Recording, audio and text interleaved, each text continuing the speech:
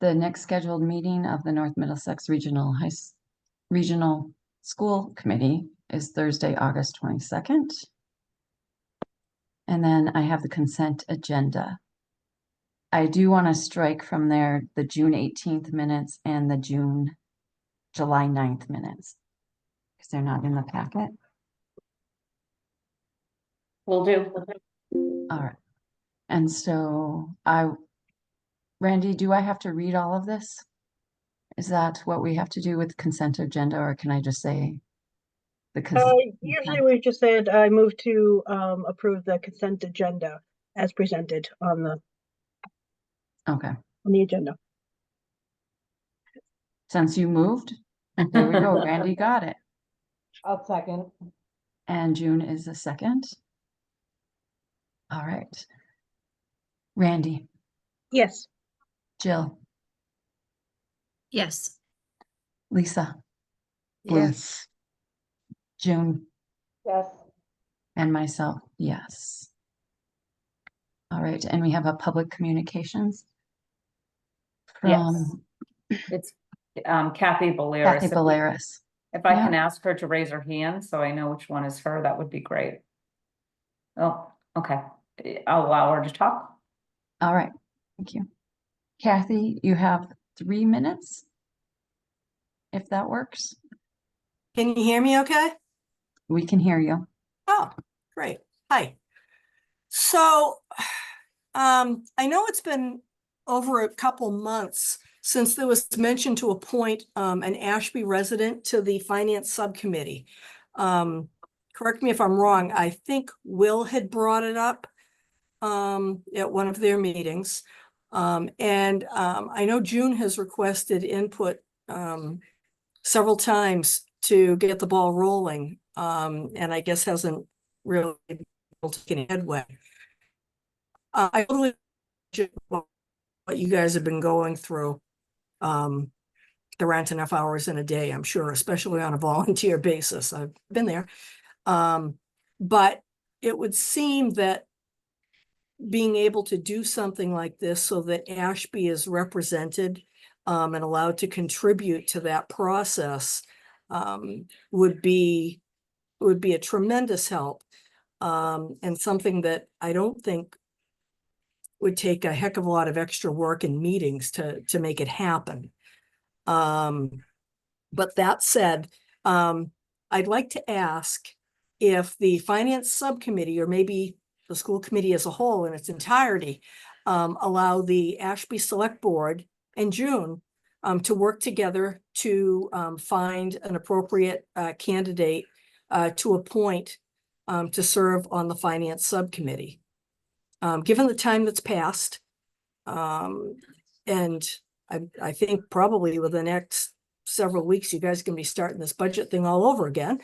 I would ask that tonight, either when the Finance Committee gives their report, or perhaps under new business, if this could at least be discussed, so that people kind of have an idea of, you know, what direction it's going in and how we can move forward in a reasonable time frame.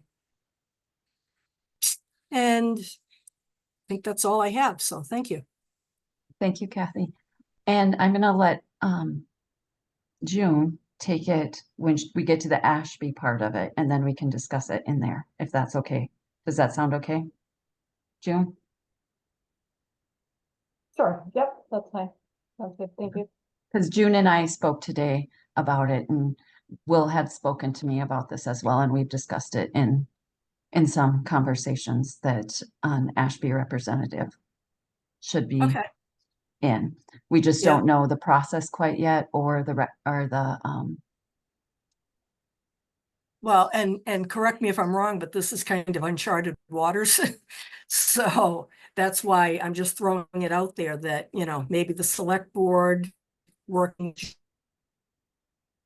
able to possibly come up with someone that they might want to suggest. We will discuss that and figure out. I think it's with the Finance Committee as well. Right. And so, Okay. Thank you. And there's no scheduled finance committee meeting as of now. Oh. Okay, So, all right. all right. Thank you. Yep, thanks. Thank you, Kathy. All right. I do have to say that with my report, I attended the alumni concert last night, the music concert by Joe Clark, Alex Nick, and Noah Lazier. And it was a great concert, and it was great to see the alumni come back and do a concert. Very talented group of young individuals that have done well and are going to continue on in their music pursuits. So I thank them for coming to NM and presenting for us. All right, Brad, it's on to your report now. You're on mute. I do not have a report until we discuss the handbook and bullying prevention and intervention plan later on in the meeting. All right. And I'm going to ask the committee that we move the handbooks up early because we have Mrs. Cromwell Gap and Chantel Umstead on the call. And if they'd like to continue with their evening as they've been at a conference all day, if that's okay with the committee members, if we move it forward. Okay. All right. We'll go to the handbooks. Any question with the handbook? I guess it's just one handbook. Anyone on the committee have any questions that can be answered? Randy. Just so everyone knows, I had a couple of really fairly minor changes that I had submitted to Brad. They had changed, but the document in the package has not changed.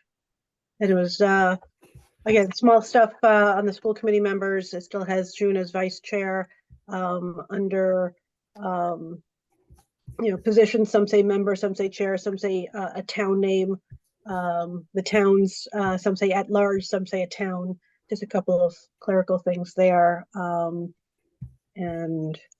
I'm happy to update the school committee portion of that handbook. So at this point, everything that Ms. Rush had forwarded on to me, I did share with Ms. Cromwell Gap and Ms. Olmsted, and we did make all of the updates. The only thing we have not been able to change, because I believe it's actually on the policy itself, is the formatting of the school committee policy ACAB, just because it's on the website. So I believe we have to actually change that on the website. it's really on the website like that? I think so if Okay. you click on it, if Yeah. you click on the link, that's linked to the website. Excuse me.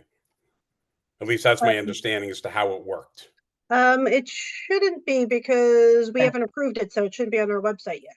Okay, I tried to edit it today and I Yeah. could not. Okay. So it may have been an issue. It may have been an Yes. issue with my Google. Yep, so everybody knows there's nothing that I changed in the actual policy. It was just in the titling where it says all of our policies have in the upper right-hand corner file policy number, and the letters, and then the title. This has the title and ACAB all on one line and doesn't have file. So it was just a formatting issue that I had brought up on that. Okay, then that was definitely a Google issue with me because it was not allowing me to make edits directly to the document. Okay. And it looked like I had permission to do so. All right. Well, we'll figure that one out. I don't think we Okay. need to hold this up over formatting.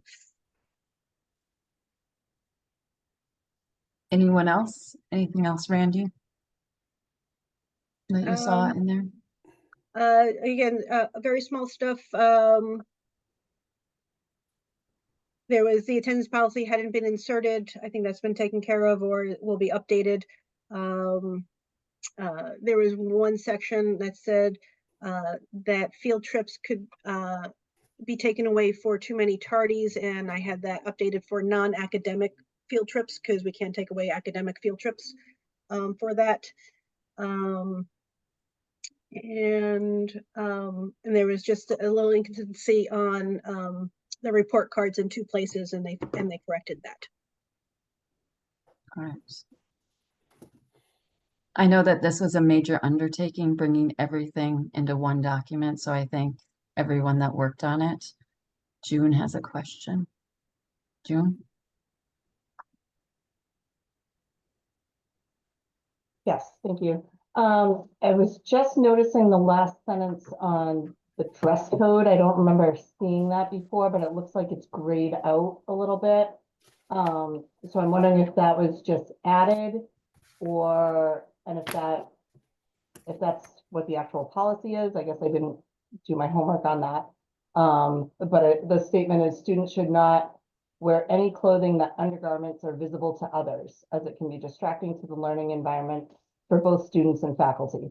So, I mean, I get what the point is, but I mean, if a bra strap was showing or something, I wouldn't want a kid to get in trouble for that. So I was just kind of curious when that got added, if that's new, if it's necessary to be part of this. I think that was a recent addition. I know that combining the dress codes of 3 different levels was a little bit tricky, to say the least. I know in the at the high school level, it was requested that get added in. I know that at both the middle school and the high school, there have been students who have worn what some might perceive to be underwear in lieu of shirts to school. And so I think it was an effort to make sure that there are shirts that are being worn, not simply undergarments. Okay, it's a little vague as to what students could actually get in trouble Mhm. for, per se, you know what I mean? So I don't So really, just I understand the point, but. Yeah.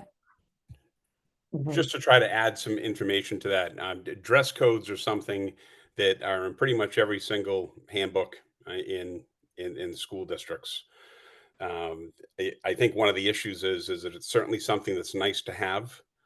It's also something that's extremely difficult to enforce because ultimately you have to be able to prove that the student's dress is causing some sort of a disruption to the education of others or making staff and or students feel uncomfortable during the school day, which is extremely difficult um, to prove from a legal standpoint if it goes to that extent. That being said, legal counsel still recommends that we have some standard of dress in there, and that we ask parents to support us. But kind of to that point that Ms. Olmstead had brought up, at the high school level, we actually had students who on a few occasions wore undergarments to school. So that was certainly something that was it was brought forth by students actually at the high school level. So as far as students feeling uncomfortable, so it is something that we've put in there in hopes that that we'll be able to get the students and the families, caregivers at home to support it. But it is something that is difficult to enforce, but still, again, something that legal counsel recommends that we have in the handbook. If that makes sense. It does. I'm surprised legal approved it the way it is, just because it is so vague. I mean, if my shirt was shifted a little bit and you saw my bra strap, like, you know what I mean? Yes. Yep. And that's really that is not something that is being looked at the high school level. It's more of what I had said as far as students using, in some cases, undergarments as their primary clothing to wear to school. Right. I'm just wondering if there's a better way to word it to imply that, but I mean, I wouldn't want to hold up the whole handbook for one sentence either. It's just a matter of how it's actually enforced and how strict we are, I guess. Should we reword it? Students should not wear any clothing, or undergarments should be covered by shirts and or pants, or shirts and or bottoms. I mean, that Or by another layer or something. Undergarments should be covered by another layer of clothing. yeah. Okay. I mean, I think that makes more sense for what you're actually trying to get at.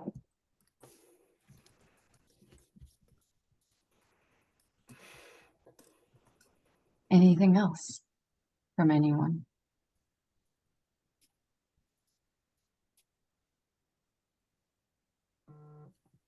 All right. Does someone want to make a motion to accept the handbook? I'll move to accept the new pre-K to 12 handbook. Do I have a second? A second.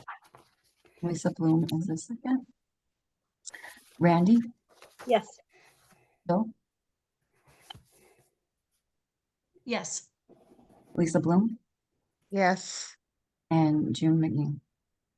Just to clarify, that includes restructuring of that sentence? Okay. Yes, thank you. And myself, yes. All right.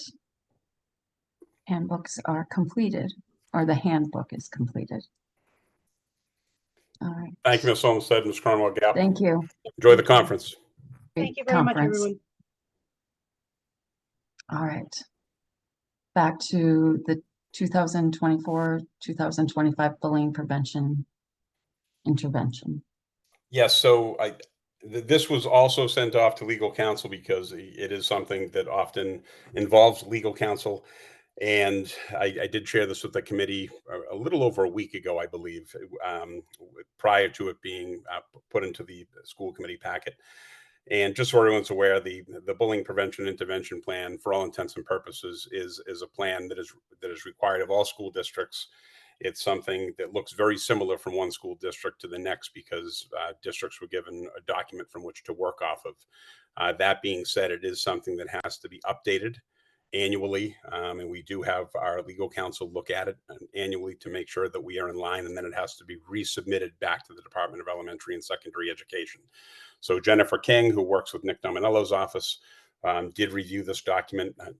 She reviewed the handbook as well, made several recommendations, most of which are just, again, updating both state guidelines, but also the law with how things are defined.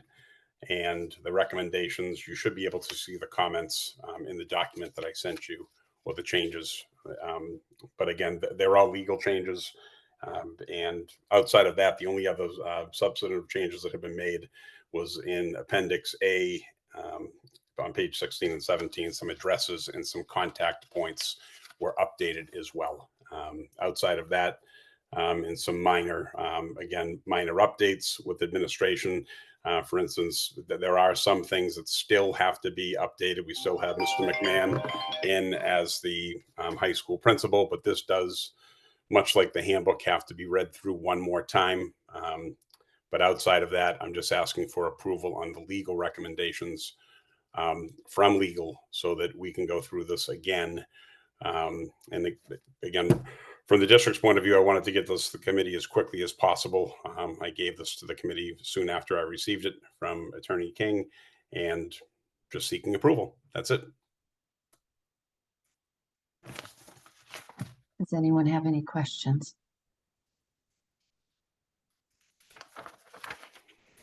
Randy. Yes, kind of more it's for the school committee.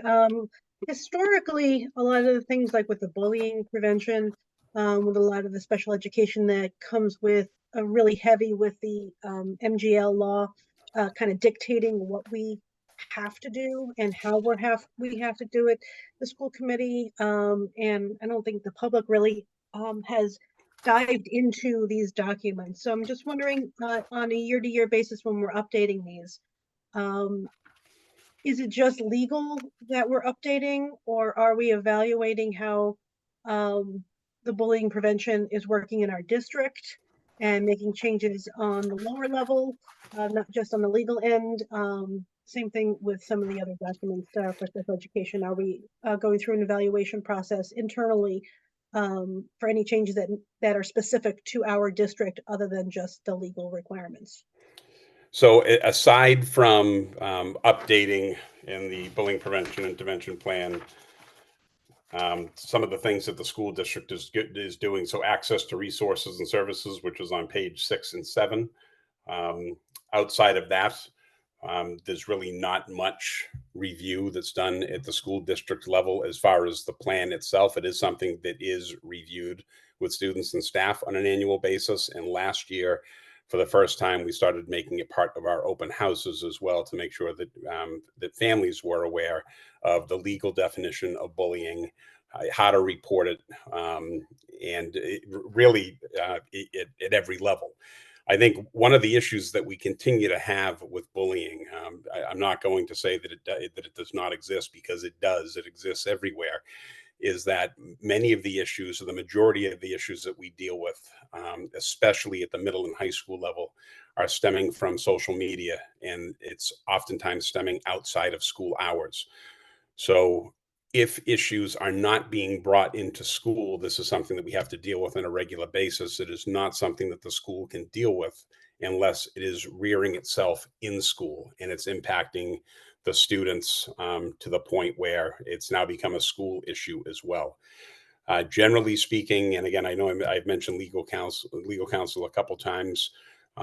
We take bullying very, very seriously. We want to make sure that we dot our I's and cross our T's to make sure that that we take in the reports, that we do a thorough investigation, and that we put things in place, whether it be counseling, a safety plan, potentially consequences, and then sharing the findings with all parties, both the aggressor and the target parties, to make sure that everyone knows what the actual finding was. But something that is difficult is that when it comes to defining bullying, is that it's not a single event, and that's something that a lot of parents are not fully aware of. And I say parents, I should be saying caregivers. It's something that really has to happen 3 or more times. So it has to be repeated, generally from the same individual. So it would essentially be the same aggressor or aggressors and target 3 or more times. Otherwise, it does not constitute bullying. Which is why, again, something that we're working towards is not just having the downloadable or printable copy of a report form, but also being able to report it on Google. And 3 of our schools have Google Forms. Now we're working to get all of our schools to have Google Forms, and making sure that parents know that they can file a report. Again, it's difficult. I don't know if Dr. Balboa-Reese wants to add anything to this, but in addition to a lot of it happening outside of school, getting people to actually file the report is difficult. And something that we've shared with parents is, if parents or students don't feel comfortable filing the report, if they reach out to the school, whether it be to an administrator or to a guidance counselor, we will help them fill out that report so that they have support in doing so. I think Mr. Morgan really covered it very well. I think the big piece and the thing that we're looking at the most is about how do we communicate out the plan to families and make sure that they're familiar with both the regulations, the definitions, but the process to reach out for help. Thank you. And I just want to clarify, I was not trying to say that we're not doing anything. I just wanted to make sure that, and I know this is such a complicated topic. It does extend well past the schools and all of that, and it's not easy to deal with. But I wanted to make sure we're not just keeping a document for legal purposes, that we're actually evaluating that it's working in the district. And I think the outreach you're doing really hopefully will help this whole process go better. I hope so. Thank you.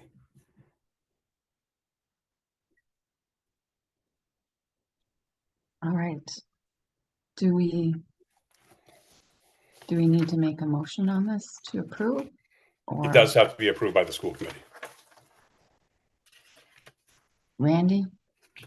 I will move to approve the legal recommendations for the bullying prevention plan with the administration piece of it to be updated to current staff.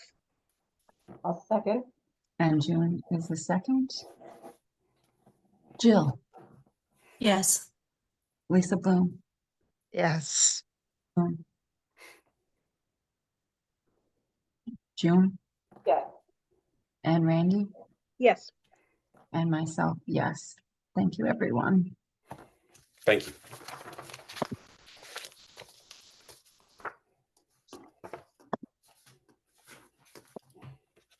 Now, the asbestos removal contract. Nancy? Yes, hi, good evening. I believe most of the information regarding the bid is in the packet, but just as a brief summary, we went out to bid for the removal of asbestos in the tunnels at the Ashby Elementary School. We received 5 bids ranging in price from $79,215 to $185,000. We have with the consultant, our asbestos consultant, Turner Consulting, we have reviewed the bids, and I have reached out and gotten reference checks on all the references provided by the low bidder, and they were all just wonderful. So I was very happy to get good references and have the paperwork in place for the low bidder at the 79,215, and that is Asbestos Pro Services LLC out of Holbrook. And hoping that the committee can authorize the award of the contract so that the superintendent can then sign and the contractor can sign the contract for this work so that it can begin and start this summer. That is the hope. I don't know if anyone had any specific questions, but essentially it is the tunnel spaces in the older part of the building, the front tunnel and the back tunnel, which are accessible by panels on the floors in 4 locations. So I think that's essentially the project, and it's not the entire building, but it is the parts that are where we're occupying. You? I just wanted to add that the Ashby Elementary Building Committee has been working on this for quite a while, and getting the specs all set, and that the money to cover this is out of the Town of Ashby ARPA funds. So it's not coming out of the district budget. It's part of that 300,000 that the Town of Ashby already allocated. Well, that we're allocating in chunks at a time, but that we've approved the amount that would cover that bid. And just one more thing, June, the committee voted to authorize up to 150,000 for this project, so it has come in under that. So that's great news. Very positive news. June, if there's no more questions about it, June, do you want to make the motion? Sure, I move that sorry, I'm reading it sideways, that we approve asbestos, with that one, yeah, Asbestos Pro Services LLC, to proceed with the tunnel abatement at Ashby Elementary, and we accept their bid. I second. And Lisa Bloom is a second. All right, June, we'll start with you. Yeah. Lisa Bloom, Yes. Twig, Yes. Randy Roush, Yes. and myself, yes. Thank you, Nancy. Thank you, Thank June. you. And thank the committee as well for working on this. So, and hopefully they get to it this summer. That's the hope. All right, now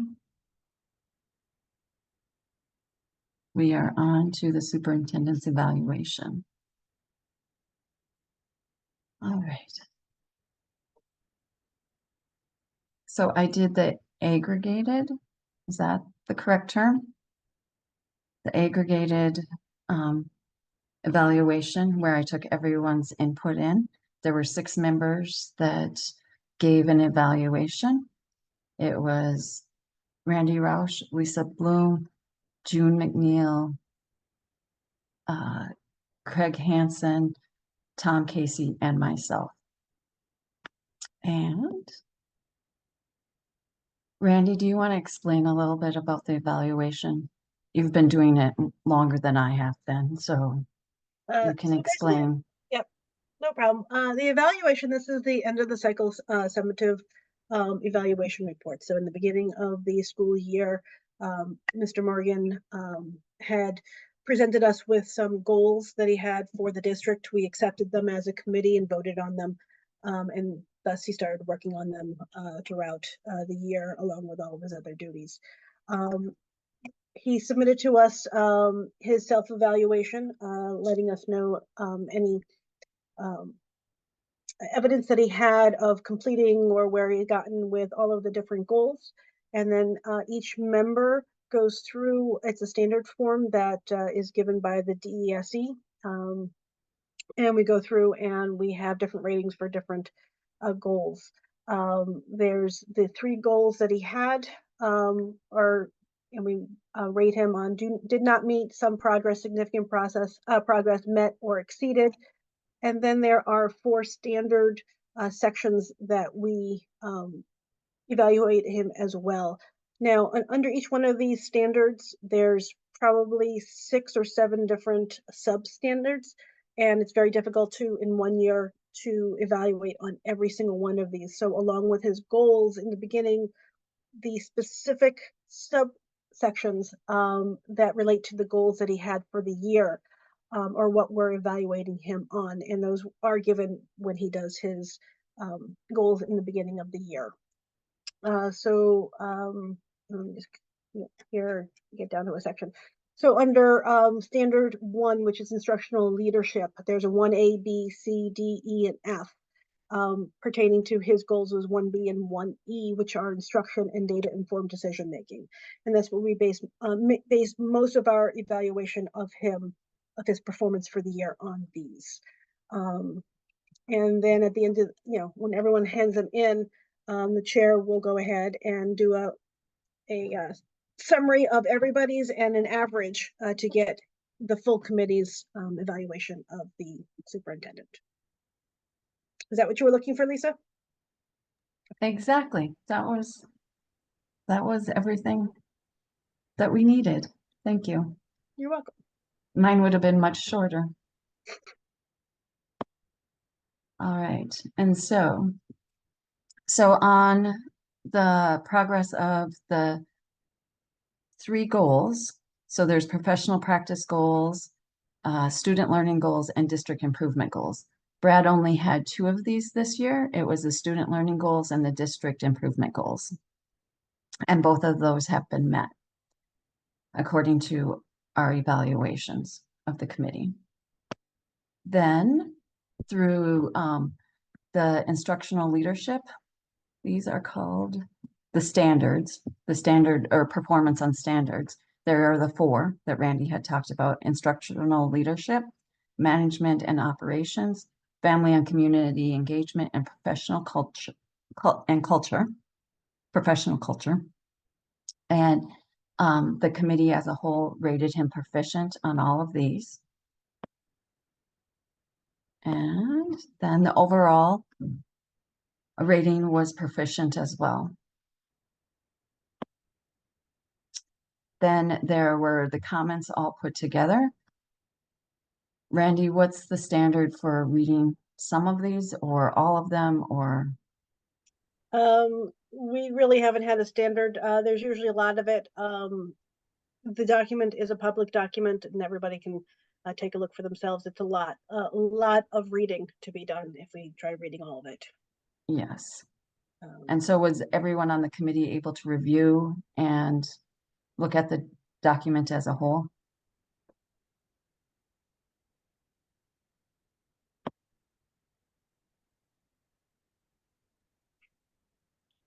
Did anybody want to add anything?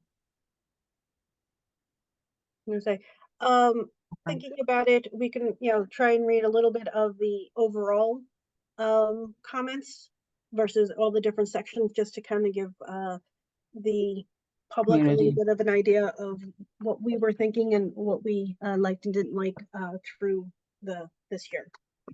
All right. So I'll do the step 4, the evaluator comments. That's the area, the summary area. All right.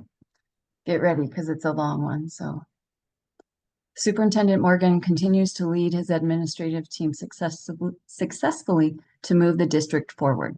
The strategic plan developed for the next 5 years has some exciting new initiatives, such as the Portrait of a Learner, gifted and talented programming exploration, listening to the students and presenting opportunities like Credit for Life to them, and establishing a district financial literacy class at the high school are some of the ways that Superintendent Morgan models collaboration and teamwork among all levels of the school district. Superintendent Morgan also showed great effort in improving upon anti-bullying, education, student well-being initiatives, and preparation for life after NM, be it college, military, or career. Superintendent Morgan's dedication to student development, effective district leadership, and adept handling of budgetary issues are commendable. Despite the challenges faced, these efforts have resulted in positive outcomes for the district. By continuing to focus on inclusive engagement, transparent communications, and strategic planning, the superintendent is well positioned to lead the district to future success. Suggestions for the future: increase opportunities for meaningful student participation and ensure diverse students' voices are heard. Foster greater transparency and communication with all stakeholders, particularly during budget planning and decision-making processes. Continue to provide clear, accessible information and rationale for decisions to build trust and understanding within the community. Superintendent Morgan sought input from many stakeholders on a variety of issues and projects, including development of a new strategic plan, vision statement, mission statement, and core values. He also worked with the Superintendent's Advisory Committee to bring to light and address many issues. Soliciting input from the Advisory Committee gave insight into family and community needs and concerns, and helped to guide what needed to be actively worked on. Student Morgan has also shown he values student input and has made improvements in DEI initiatives and high school curriculum based on student feedback. And again, there are more comments in everyone else's individual evaluations as well. Anything else anyone wanted to highlight on the evaluation of Superintendent Morgan?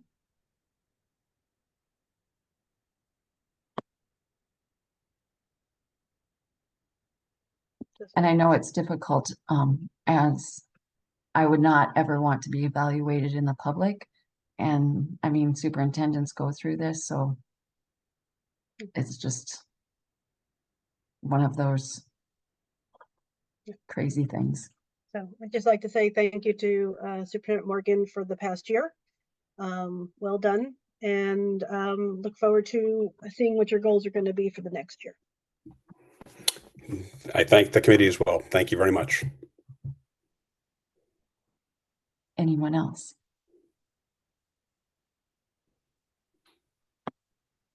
All right. I do believe we need to approve these. So I will move to approve the superintendent evaluation compilation or Aggregated. The aggregated superintendent evaluation. There we go. A second. That was Randy and June. Randy? Yes. June? Yes. Lisa? Bloom? Yes. Jill Twig? Yes. And myself as yes. Thank you, Superintendent Morgan. Thank you. All right. Now we are moving on to the Ashby Elementary Building with the subcommittee reports. Right, we're there. Yeah. Yeah, we have a meeting scheduled for next Tuesday, the 30th. And as you know, we have just awarded the bid to begin work on the tunnels. So that's a good step forward right there. Very good. Accelerated repairs, there is no update. Finance, Will is not on the call tonight, but there is nothing, or there is the meetings for Ashby is August 20th at 6 p.m. their town meeting, and they'll be discussing the budget, the school budget. And I believe Townsend may be the same night, but there's no confirmation on that yet. All right. On to policy, Randy. Oh, June. While we are talking finance subcommittee, Oh. is there a plan for, Ashby representation, and what is the best way to do that? Like I said, I'm happy to write a draft announcement so that we can get it out to the public. And maybe give like a 2-week or so response period to, accept responses back. So I guess the main question is, should all the responses be going to Will? Do you want me to collect them and present them to the finance subcommittee members? Who should actually make this determination as far as who the member representation would be? So we should have a form and with questions on it. And then I do believe that the finance committee should have input onto who will be serving on that. Not that we don't want the select people of Ashby to have input as well. How does everyone else feel? No, I mean, it's fine. I'm happy to share input. I don't need to be the decision maker on it. I think the select board is probably fine with, with anybody that we would pick that was qualified. I guess based on the question to ask. I'll let her chime in. Randy? I believe when we were first discussing this, when we did the subcommittees and talked about having community members on the subcommittees, we were going to leave it up to the chair of the subcommittee to appoint somebody to the committee. So I would say that all inquiries should probably go to Will, and then he can decide whether he wants to make the decision or bring it to the subcommittee where the community member will serve. Okay, I'm happy to, like I said, I can draft up some Yeah. questions. I'll send it to you guys for feedback, and then and we can have Will be the contact that any of the responses are sent to. And then I would have, yeah, I would have Will and Robin. Will and Or Rob. It's a Will and Robin. Now, I will say that it should, ultimately all community members need to be approved by the whole committee, but I think the recommendation should come from the chair of each Yes. subcommittee. And that's fine. I mean, I'm happy to give input just because I know most of people in Ashby, so chances are I will know the people that send in applications, but we'll see. And so either way, but I would like to get the ball rolling on that because, as you know, I'm not able to join every subcommittee, and that just happens to be one during my work hours, so I typically I haven't been able to participate. So I think it is important to have Ashby represented as soon as possible. And June, I do believe that we'll appreciate your help to get that rolling. Okay.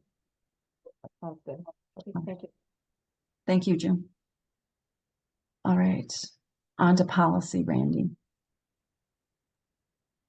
There are 3 policies this evening for a first reading. I'm going to take the ACAB sexual harassment separately because this has not been vetted through the policy subcommittee. This came in from the attorneys after we had our meeting, but it's important that we get this going forward. It is just a first reading, so we'll have a chance to look at it and make any suggestions if something comes up after the fact. So I will move to have the school committee approve policy ACAB sexual harassment for a first reading. I second. That is Randy and Lisa. June, do you have a question? I do. I didn't see that one in the pack. Oh, you know what? It's in a separate folder. Sorry, I completely missed that it was in a separate thing. That was my fault. No Never problem. mind. Yeah, sorry, I put it in a folder because there were a couple of documents, so it came, so this is included in the employee handbook, which is not, does not need committee approval. It came from the HR director with recommendations from the attorneys.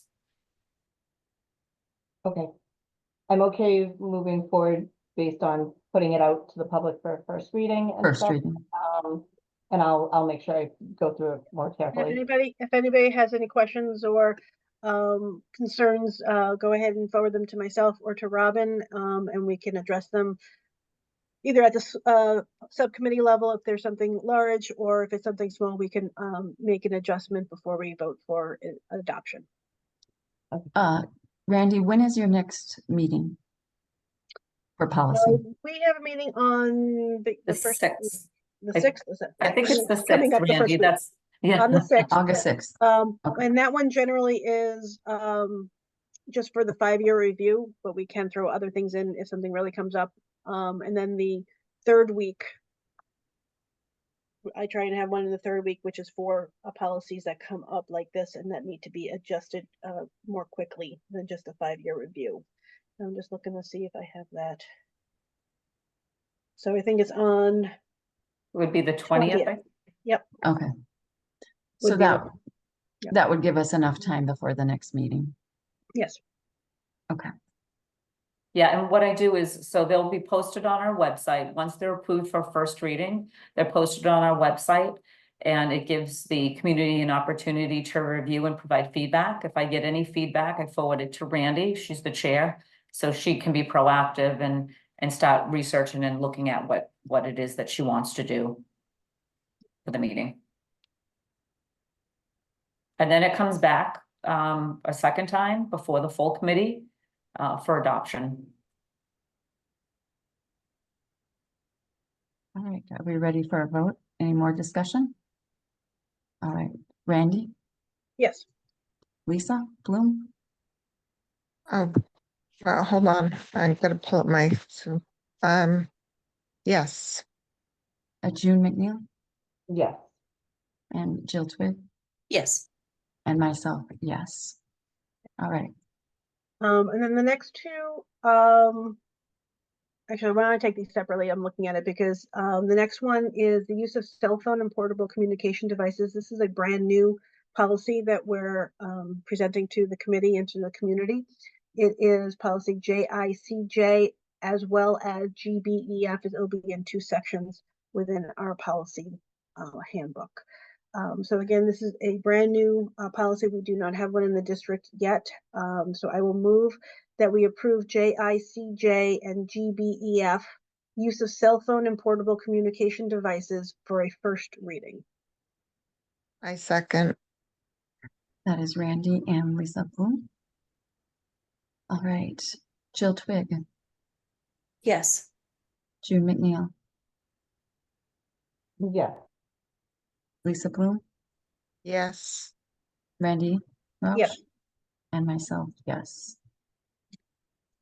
And the last policy that we have is policy JH, student absences and excuses.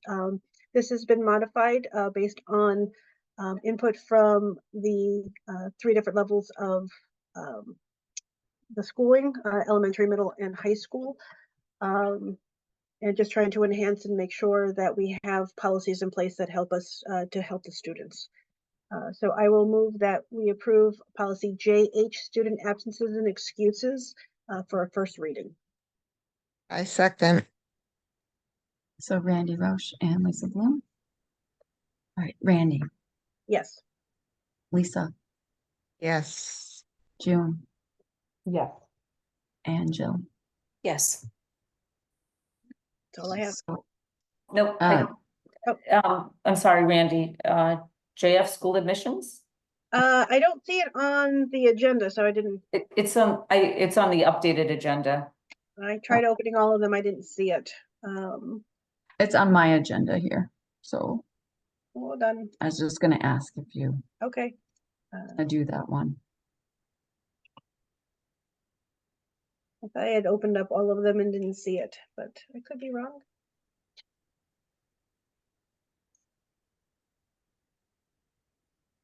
It could Google be. sometimes doesn't cache things out correctly. It's been finicky.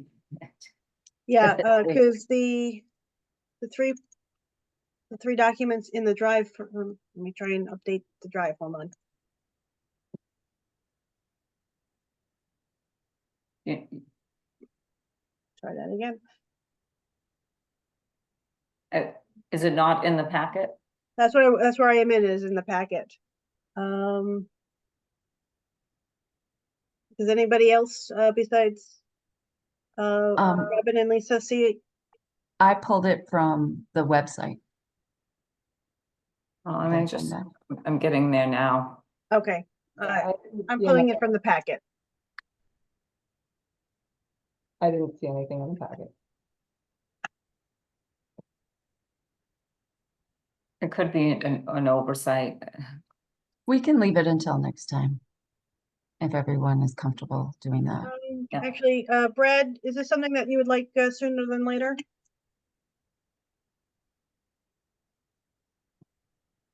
It could impact the beginning Yeah. of the school year. So let me just bring it up. I'm bringing it up off the website. Okay. I And apologize. Yep. It was not in the, Yeah, you know, what happens is I post, it goes into two separate, actually 3 different folders. And so it was in 2 of them and not this one, which is probably the most important folder. So I apologize. And That's okay. I do have a question after. We can figure this out first, but I have a question I want to go back to. Okay. Thank you.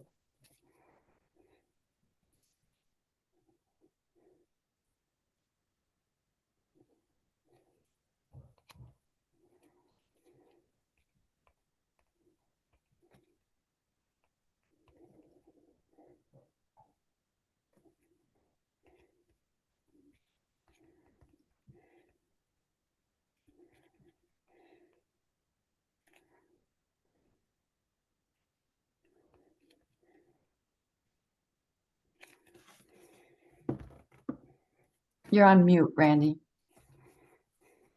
thank you. Go I ahead. said the policy is not in the packet, or with the link from the website.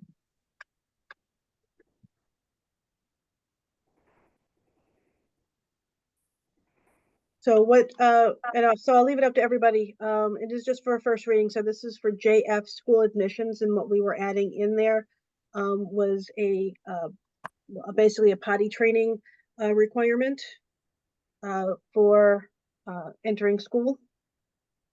If you feel comfortable for a first reading, you'll get a chance to take a look at it and give us any feedback. But this will allow us to have this in place for the beginning of the year if there aren't any objections to it. And this is just the first reading. This would just So be a people first do reading. have can Yeah. come back with suggestions. Okay.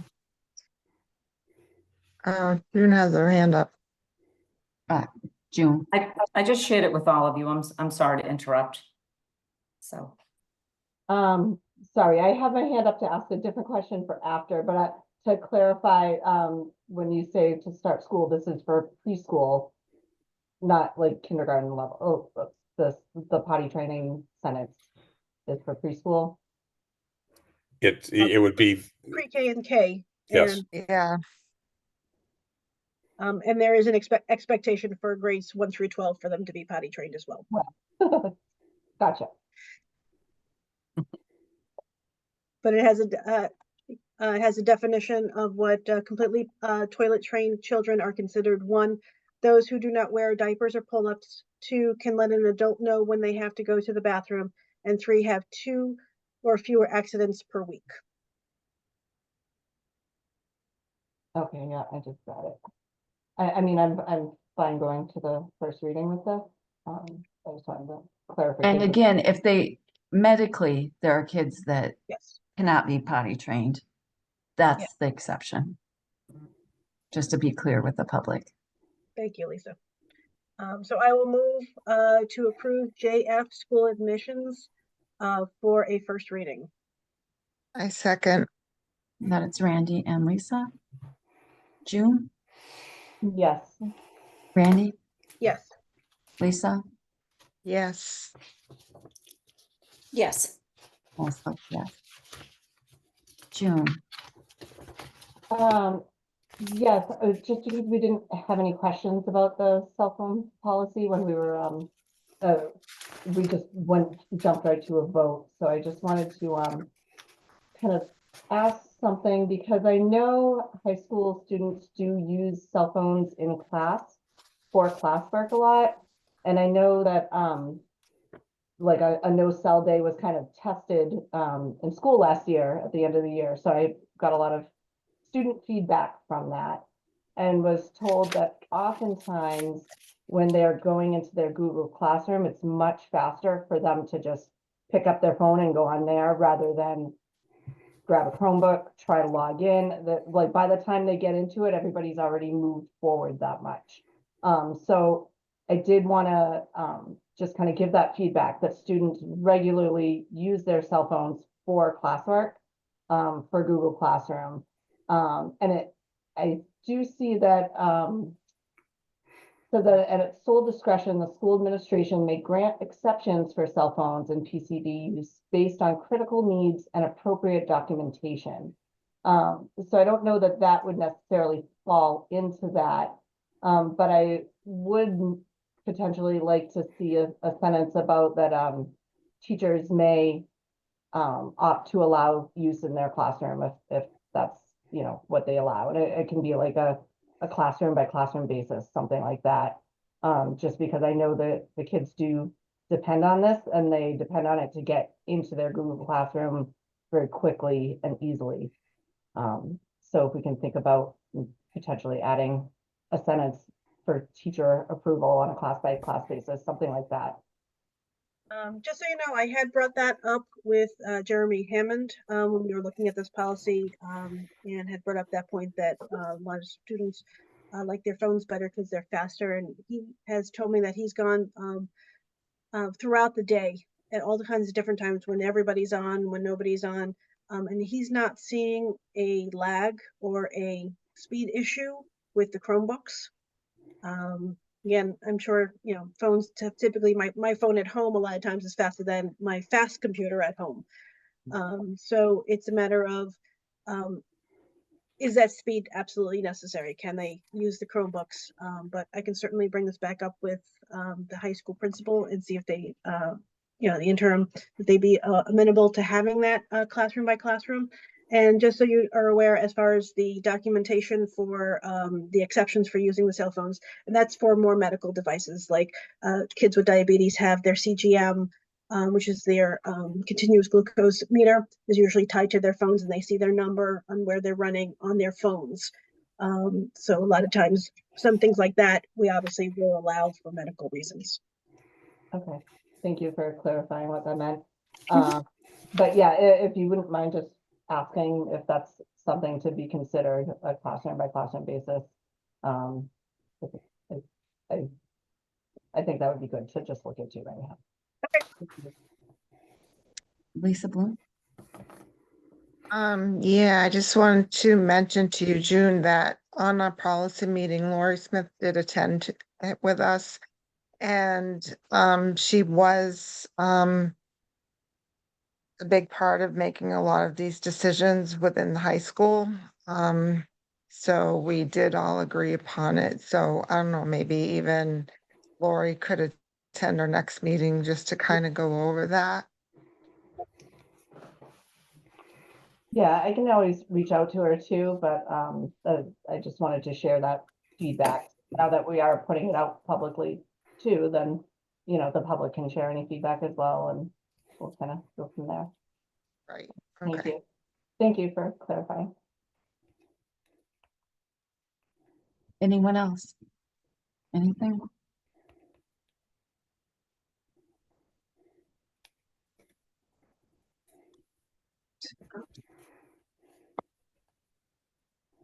I lost the agenda here.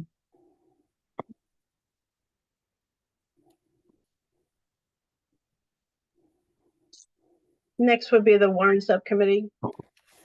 Anybody? Yeah. Yeah, warrant.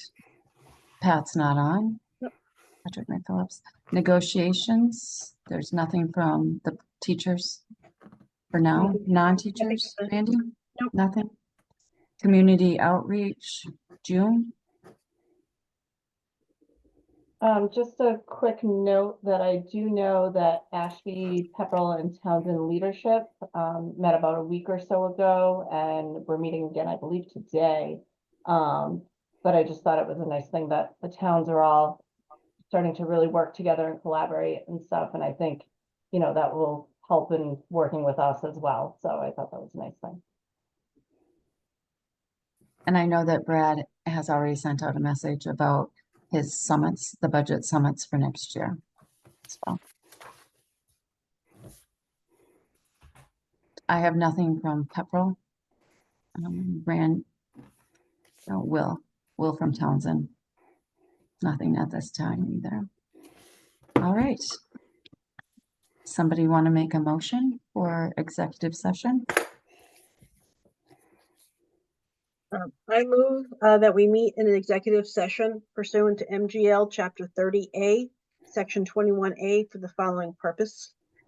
Purpose 7, to comply with and act under the authority of any general or special law or federal grant in aid requirements, the approval of executive session minutes dated June 13th, 2024.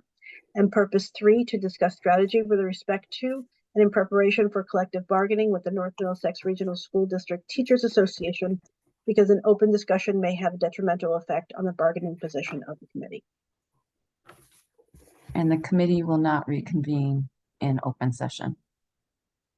One second. All right, you said June seconded? Yep. Randy, Yes. Lisa Bloom, Yes. June, Yes. Jill, Yes. and myself, yes. We are now going to executive session. Thank you, everyone, and from the public for joining. Robin, do I read this again or wait Nope, until? you'll read that when we get in executive session. See you there. Thank you.